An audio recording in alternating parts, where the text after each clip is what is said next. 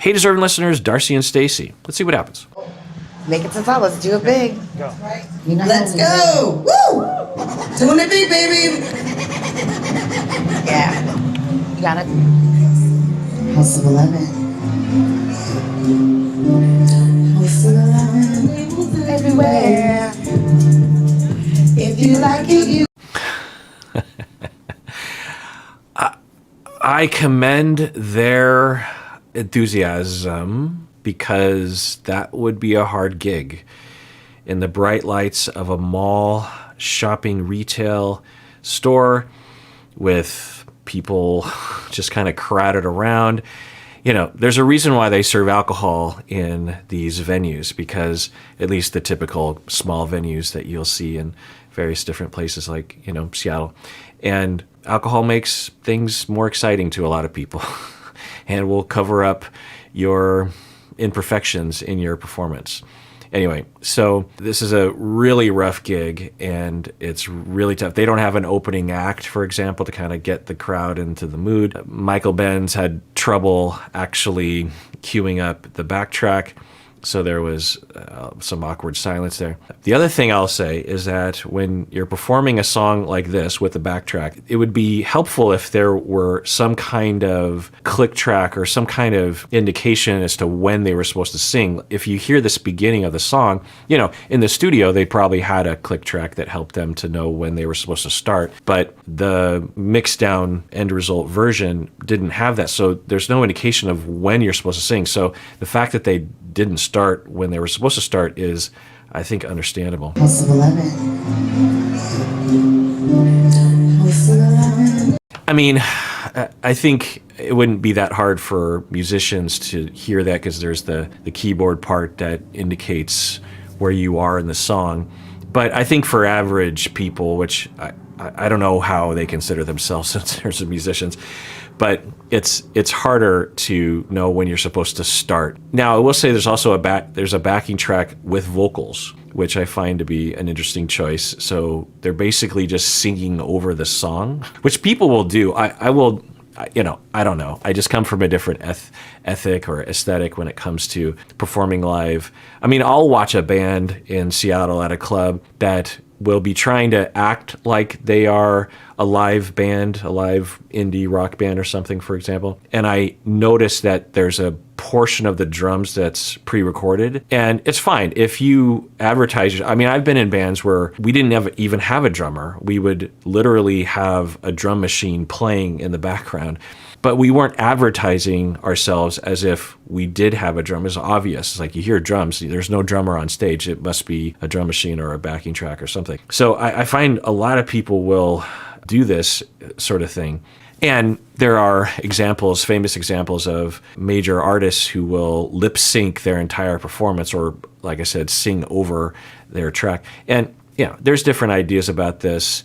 I'll just say, for me, if I'm going to see a show, or even if I'm even just going to watch something online, I'd rather have them do a different version that they can manage. I don't want to see people lip syncing. I could watch anyone lip sync. I guess if you were particularly interested in the artist.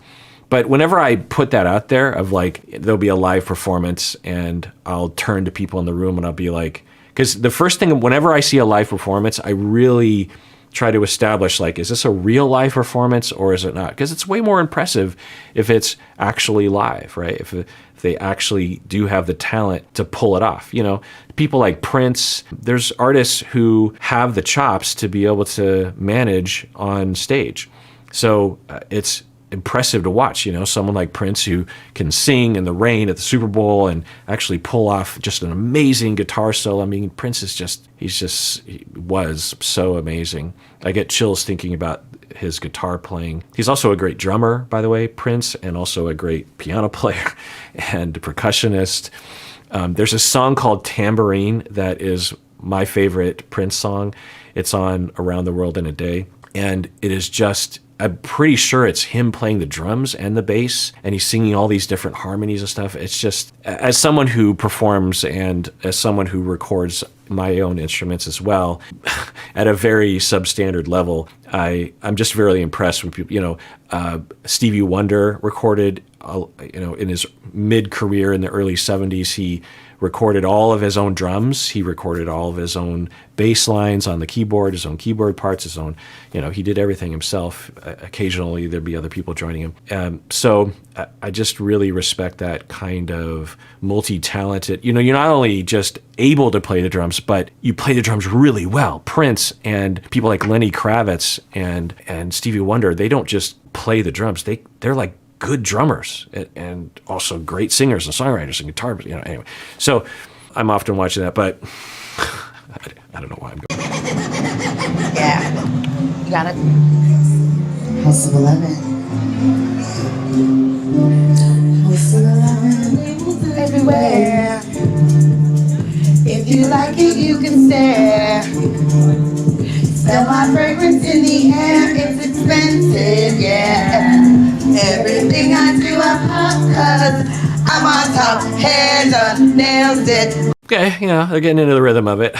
I also wonder if it's too quiet because they're midday at a mall and they can't just completely blast music into the hallway of the mall. So I'm guessing they're prevented from really pumping the music, and so that's also rough too. I can't stop, I'm on top. Bag check, respect what I got. I'm on top. Hey. I'm the girl. And as a performer myself, the fact that they can look comfortable and look like they're not insecure and they're grooving, they're doing a little dance with it, it's hard to do. It's hard to do that, especially in that circumstance. Everyone's just kind of standing around staring. It's a hard gig. And I will say there's a lot of impressive elements to this performance. Every weekend in a new location. I'm everywhere, you're over there, you should be here. I'm on top, hair done, nails did. I can't stop, I'm on top. Yeah! Let's go! Yeah, let's do it. We love you guys. Yes. I feel bad because they're editing in all the people who are smirking and laughing, and I don't know, those people who are smirking and laughing, I'd love to see them try to pull that off.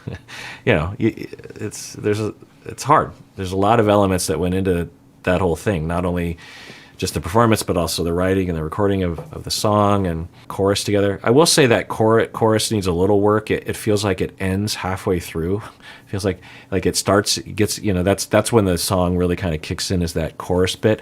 It just feels like there should be, I don't write this kind of music, but it just seems like there should be some kind of another hook there or something. I'm on top, hair done, nails did. I can't stop, I'm on top. Yeah! Let's go! You know what I mean? It's like it just it's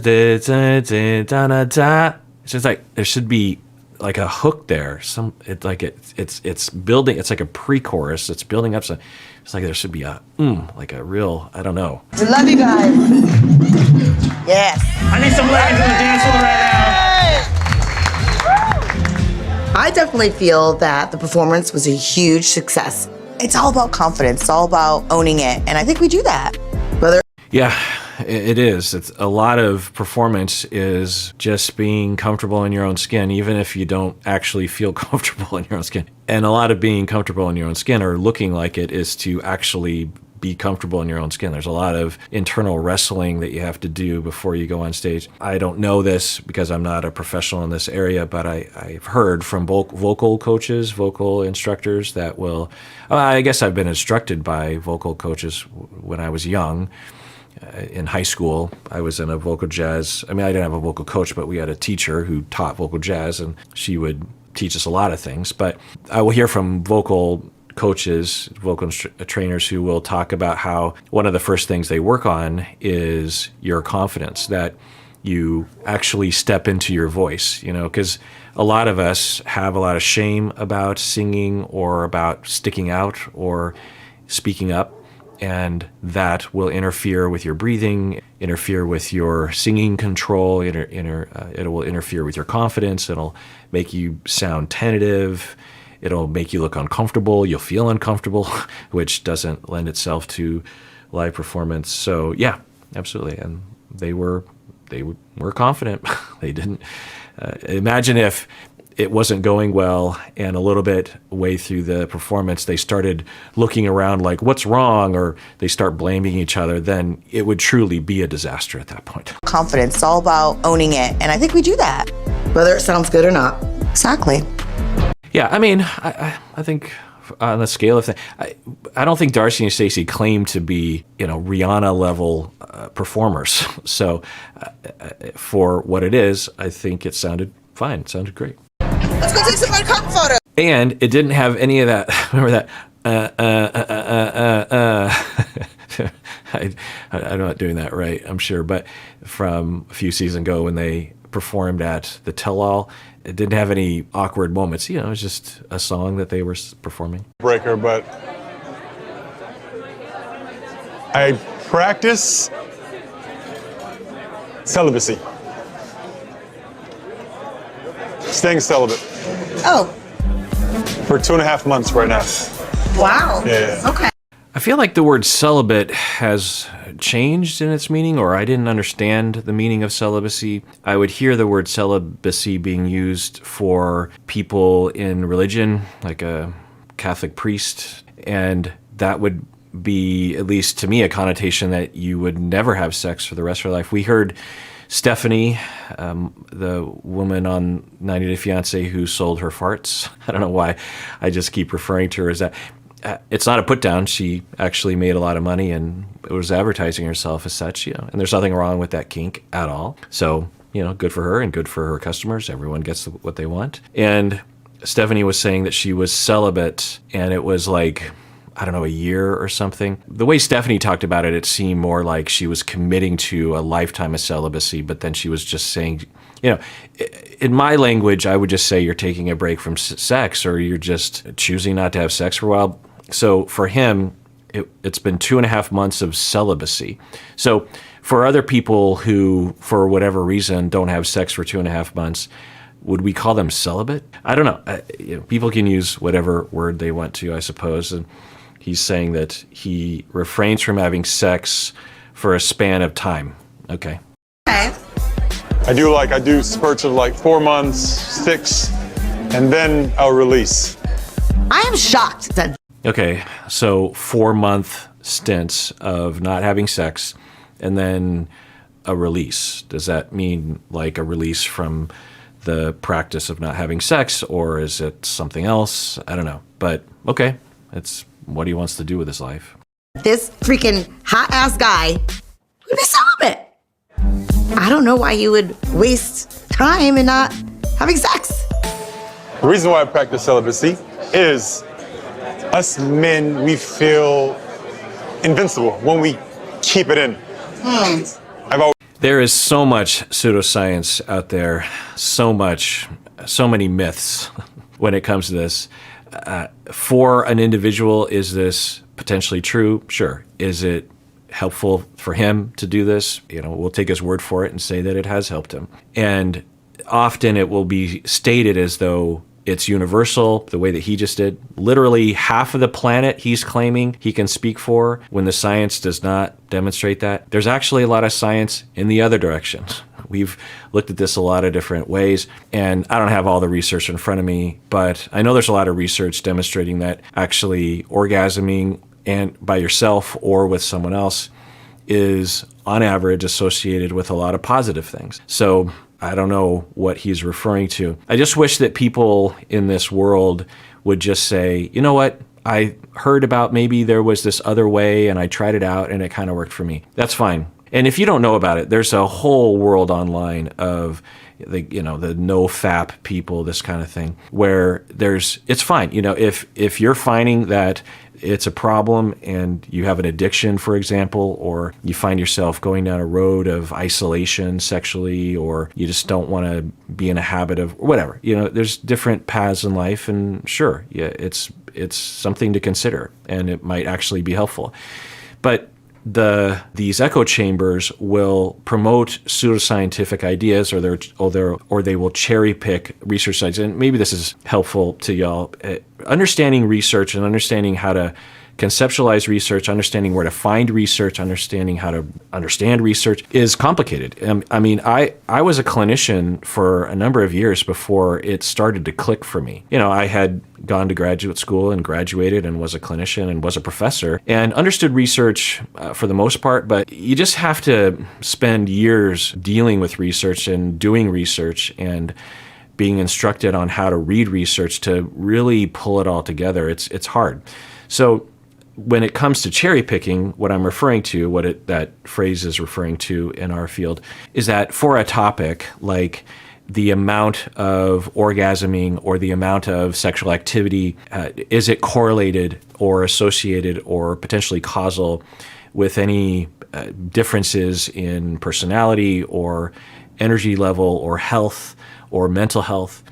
And we've looked at it from a lot of different ways. And so there will be tens of thousands of studies that will be looking at this question, at these various questions from various different methods. And among those tens of thousands of studies, there will be some studies that will demonstrate the minority opinion that refraining from sexuality actually has health benefits or mental benefits. Now, if someone's saying they have spiritual benefits from it, then that's something that you probably can't measure in terms of scientific inquiry. You could ask people, do you feel more spiritually enriched by this practice? And that's just self-report. And what do we mean by that? But anyway, so can you cherry pick a few studies, maybe even a few hundred studies that actually support your minority take?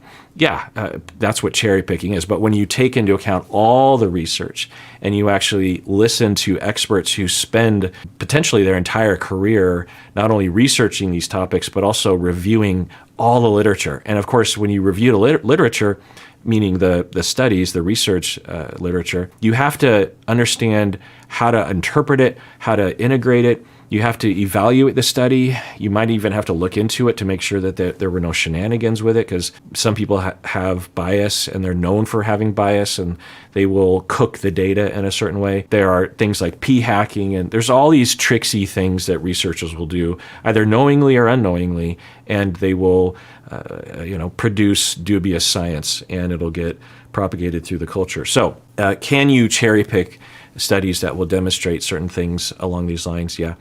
But it's not the consensus opinion in my circle anyway, that it's recommended that people do this in general. Might it help for some people? Yeah. But you could just as easily say that if you're having trouble with energy or mental health or depression, sleep, motivation, anxiety, you could just as easily prescribe to someone to try out for themselves to see if it'll work, to have more sex, to masturbate more. There is evidence that that might actually help. And the reason why I have a problem with the cherry picking and these echo chambers is because we have a general culture of sexual shame. And even me just saying that a clinician would potentially recommend to someone that they masturbate more or that they have sex more when, let's say that they're not in a relationship and, they have hookups that they will hook up with. And, a therapist or a medical professional says, you might want to try having sex more often. You might want to have more casual sex with people. There are a lot of people, including some of you, that upon hearing that will be like, well, that's inappropriate or that's terrible. Why would you recommend that? Masturbate more? That can't be good. So you really just have to look at, well, why do we have those points of view? Well, it's because we've been brainwashed into a society, potentially, I don't know what society you were brainwashed in, but I was certainly brainwashed in this society, that basically anything sexual, and particularly things like masturbation, is disgusting, it's immoral, it's always wrong, and it's harmful. And the data just doesn't demonstrate that. Can people be harmed by sex? Yeah. Can people be harmed by compulsive masturbation? Yeah, absolutely. So, but just the act of masturbating or just the act of having sex, even casual sex with people, if you take precautions, if you communicate, if you know in your soul that this is what you want to do, then at the very least, it's not likely to harm you, and there can be positive benefits that is demonstrated by science on average.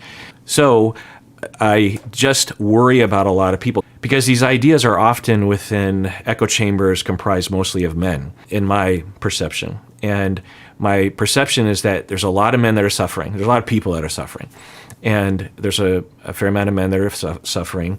either because of sexual frustration, relationship, think of the incels, the red pill people, the Andrew Tate followers, this kind of thing.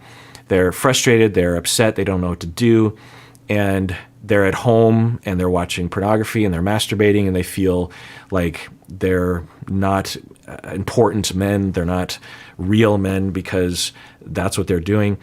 And they look for answers. And there will be these answers propagated on the internet that are of the culture, that are from culture, that are from the brainwashing. And it slots right in with a suspicion in these people's minds that they are worthless or not a real man because of there's a whole discourse I could go down. But like I said, there's nothing wrong with someone saying, for me, and really a lot of the guys around me, we have found that this has been helpful. Absolutely. If it's helpful, it's helpful. Figure it out amongst yourselves. There's a lot of different factors, whether it's placebo or not, whatever works, works. But to claim what he just said, all men, the data does not support that. The reason why I practice celibacy is us men, we feel invincible when we keep it in. I've always heard about this, but once I experienced it. And even that word, invincible. Invincible? Invincible. I kind of understand the Gandhis and the Buddhas, the monks, of how they just channel all their energy and travel dimensions, but naturally, just by keeping it in. I find so much joy stimulating a woman mentally. A physical thing, anyone can do that. But once I just get into that, just explore her mind. Yeah, I mean, 2 thumbs up for that, absolutely. And it sounds like it's working for him. He feels invincible, he claims. He seems like he's a happy, comfortable person. He seems like he's living a good life, at least from the surface, who knows. So absolutely, I'm not saying anything about his practice or what he is doing and his path to what he found, but I just had a problem with that one phrase. Us men feel invincible when we hold it in. Oh my God. Sometimes it's okay to break a rule or two. My sexual energy is through the roof, and I've learned to put a tight hold, collar on that bad boy, but she woke something up inside of me that's been sleeping for a while. I'm gonna get me into some trouble here. It is interesting to watch Darcey date various different men. And yeah, I don't know, have we seen as much chemistry? I don't know if you register that or if I'm just seeing that or making it up, but there does seem at least to be sexual chemistry. But sometimes sexual chemistry is reflective of a lot of different elements of chemistry. Because, of course, if we're afraid or we're not connecting or there's awkwardness, then that often can, it often can interfere with sexual attraction. So the fact that they're both feeling it might be an indication of other kinds of, quote-unquote, chemistry compatibilities. So with Jesse, I don't even think we were there when they met, right? Were we there when they met? I think they met before they came on the show. Or did they just know each other online? Either way, we weren't there when they first talked, whether it was online or otherwise. We were there when she met up with Tom in person, and certainly they didn't have this energy. Of course, with Georgie, I feel like there wasn't this much comfortability between the two. So maybe this is a good, it is a good sign, but in my head I was like, maybe this will work. I don't know. Maybe it will, but I just have to be ready for what will likely happen. Okay, well, tune in next time when I continue watching, and everyone, please take care of yourself because you deserve it. You really, really do.